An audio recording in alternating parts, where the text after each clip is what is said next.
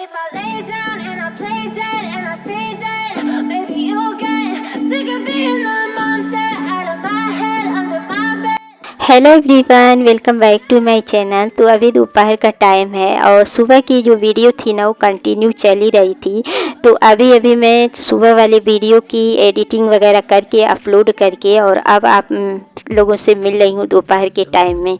तो देखिए, अगर मुझसे कोई पूछे ना कि मैं कब फ्री होती हूँ तो मैं यही कहूँगी कि मैं फ्री होती ही नहीं हूँ।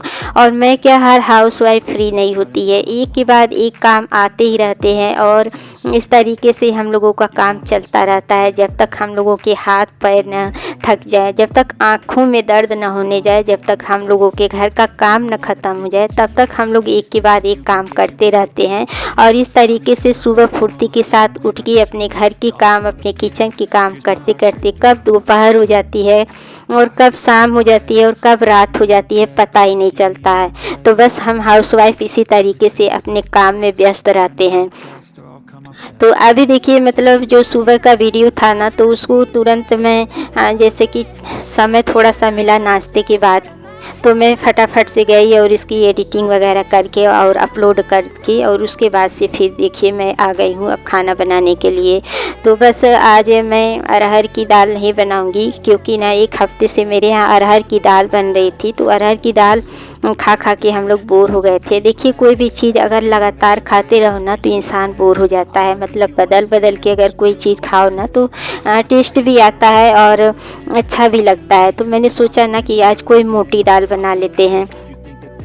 तो आज मैं मसूर की दाल बनाऊंगी और यहाँ पे जो घर का मैं देसी घी बनाती हूँ ना, तो वो जो घीदानी है वो खाली मैं की थी, सुबह में साफ़ की थी, तो उसमें घी डाल दी हूँ। और अब यहाँ पे चलिए पेस्ट तैयार कर लेते हैं।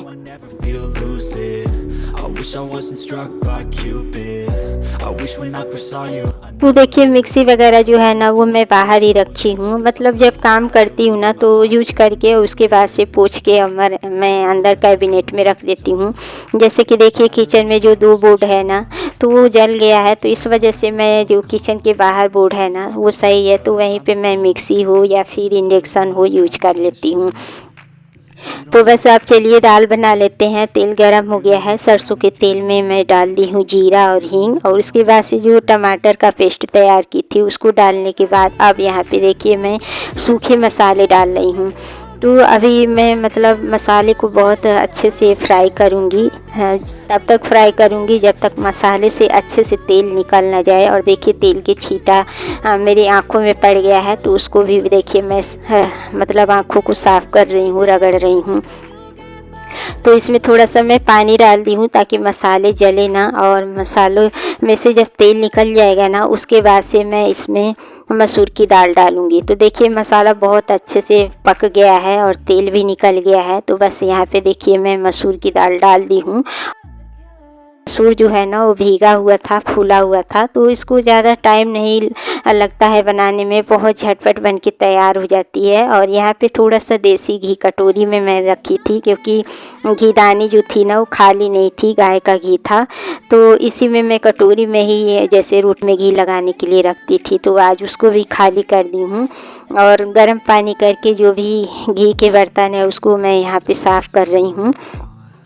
और ये ना सुबह के ही नाश्ते के बर्तन हैं। तो जैसे कि आप लोग वीडियो देखे ही होंगे, आज की वीडियो मतलब सुबह की वीडियो अपलोड हो चुकी है, तो जहाँ वीडियो मैं छोड़ी थी ना उसके आगे से ये वीडियो शुरू हो रही है।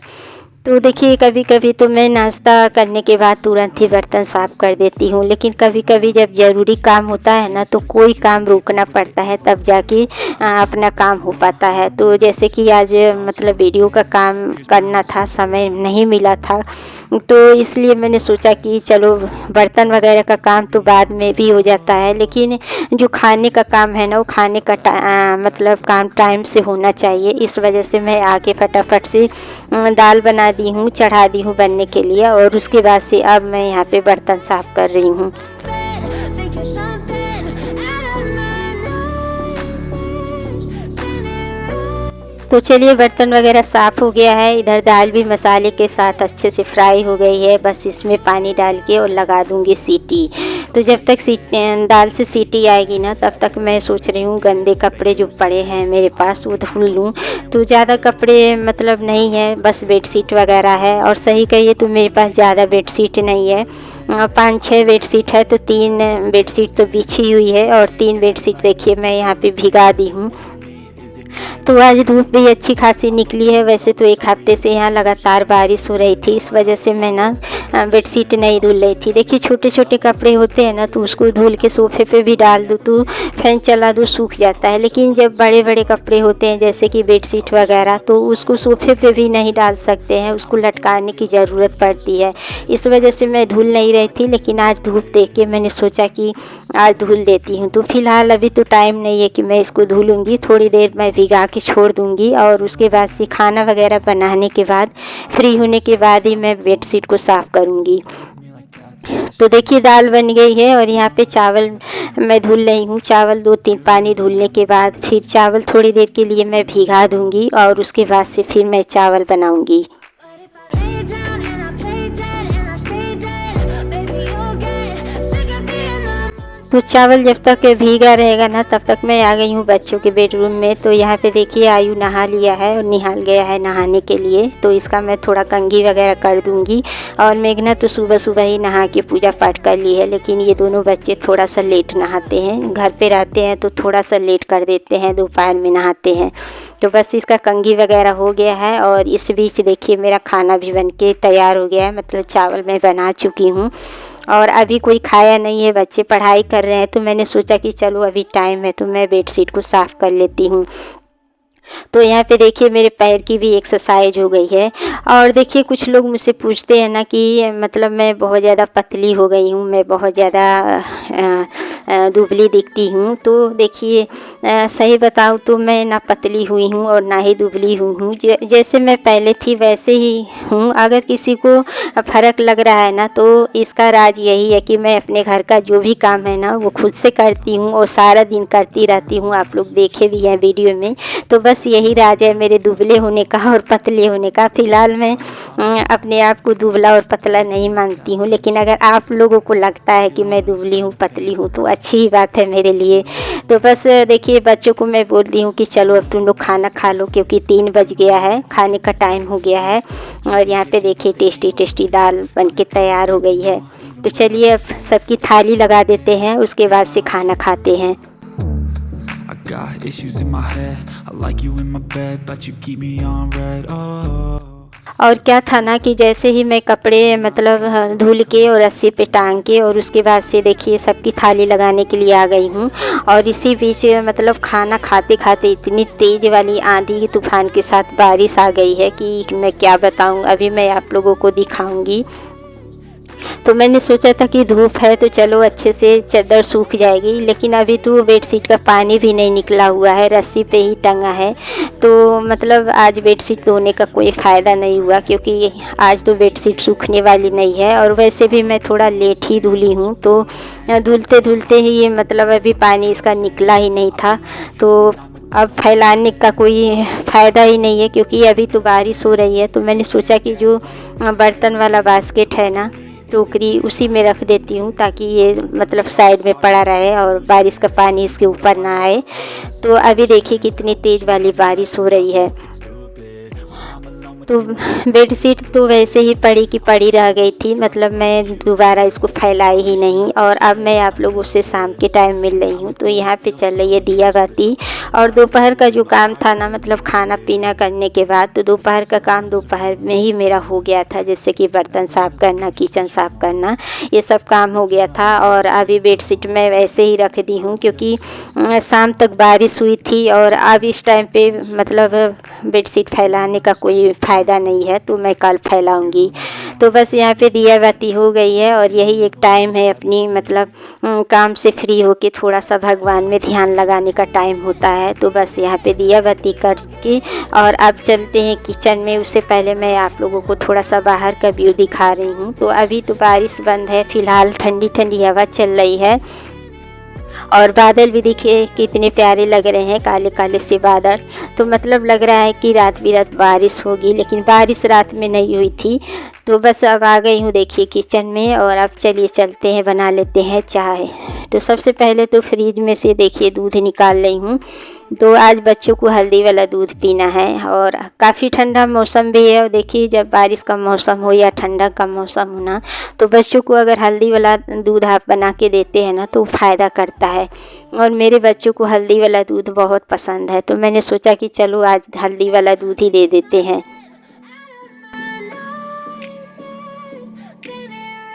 तो देखिए यहाँ पे मैं पहले मलाई निकाल रही हूँ, और मलाई का भी काम मुझे जल्दी ही करना पड़ेगा, क्योंकि जन्माष्टमी के पहले ही मैं मक्खन निकाली थी। तो मतलब जो मलाई वाला डोंगा है ना वो भर गया है, तो जब पूरा भर जाता है ना तभी मैं मक्खन निकालती हूँ। तो ये कल का थोड़ा सा दूध था, इसमें से भी मैं मलाई निकाल ली हूँ, और इसी में बच्चों के लिए हल्दी वाला दूध बनाऊँगी। और जो पहले का मतलब आज का जो दूध है ना, तो उसमें से मैं चाय बनाऊँगी। तो बस यहाँ पे जो कल का दूध है ना, तो ये चढ़ा दूँगी मैं गैस पे, और गैस पे बच्चों के लिए हल्दी वाला दूध बनेगा। और इंडक्शन जो है ना, तो मैं कल से यूज कर रही हूँ, क्योंकि देखिए घर में अगर कोई सामान है ना, अगर आप उसको यूज नहीं कर रहे हैं ना, तो रखे रखे भी ख़राब हो जाती है। तो काफ़ी दिनों से मैं उसको ढक के रख दी थी, यूज नहीं कर रही थी, क्योंकि किचन में जो बोर्ड है वो जल गया है इस वजह से। लेकिन मैं कल से यूज कर रही हूँ इंडक्शन को। तो किचन के जो गेट पे बोर्ड है ना, तो उसी में मैं लगा के यूज कर लूँगी। तो इस तरीके से मान लीजिए सामान भी ख़राब नहीं होगा और यूज भी हो जाएगा। तो अपने लिए और इनके लिए चाय मैं इंडक्शन पे ही बनाऊंगी, और इधर बच्चों का हल्दी वाला दूध बन रहा है, और साथ में जो सुबह का दूध है तो उसमें से भी मैं मलाई निकाल ली हूँ। तो देखिए अगर छन्नी से मलाई इस तरीके से निकाला जाए ना, तो बहुत आसानी से मलाई निकल जाता है। तो इसी तरीके से मैं छन्नी से ही सारा मलाई निकाल के और स्टोर करके फ्रिज में रख देती हूँ। तो देखती हूँ कल या परसों में इसकी भी बारी होगी मक्खन निकालने की। तो देखिए यहाँ पे मैं इंडक्शन को ऑन कर ली हूँ, और यहाँ पे चाय चढ़ा के सिम पे छोड़ दूँगी।